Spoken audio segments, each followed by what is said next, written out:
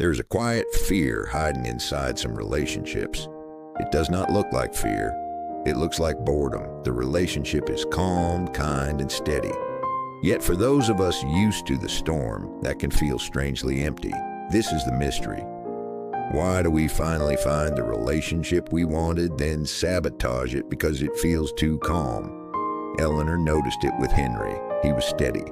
He called when he said he would. If they disagreed, he did not disappear. He stayed. At first, Eleanor felt relieved. Then something strange happened. The more secure the relationship became, the less alive she felt. Henry's messages felt too simple, their evenings too predictable. One night he asked if she was okay. She smiled and said yes.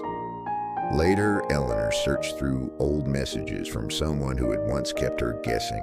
They were painful, chaotic, and yet they made her feel something. Eleanor was not missing that person. She was missing the intensity.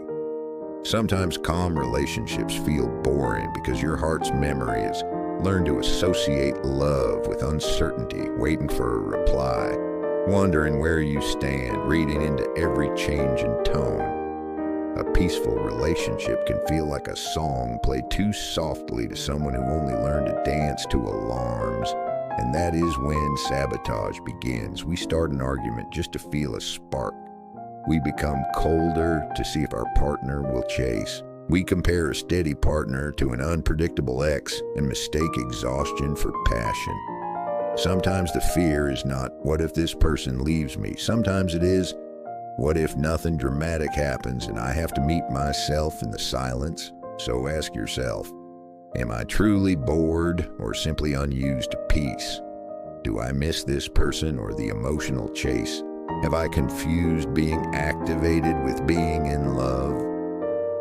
Eleanor eventually understood that Henry had not failed to excite her. He had simply stopped frightening her, and because fear had been part of love for so long, safety felt like a foreign tongue. Healing does not mean forcing yourself to stay in the wrong relationship. It means learning not to leave the right one simply because it is quiet. Real love is not always a storm.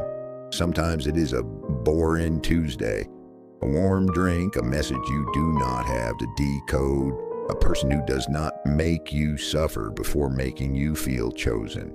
For those of us raised on emotional chaos, peace may feel empty at first, but if you stay long enough, something changes. The quiet stops feeling like absence. It starts feeling like home. Because sometimes the fear of being bored is really just the fear of finally being safe. So the next time you feel the urge to stir up a storm in a clear sky, pause. Ask yourself if you are truly missing the spark, or if you are afraid of the person you become when there is nothing left to fight for. Peace is not the end of the story. It is the first time you get to write one that does not involve survival. Do not walk away from the quiet. You might finally find yourself there. If this video felt like it was written for you, leave a comment below. Quiet Psychology. Thank you for watching.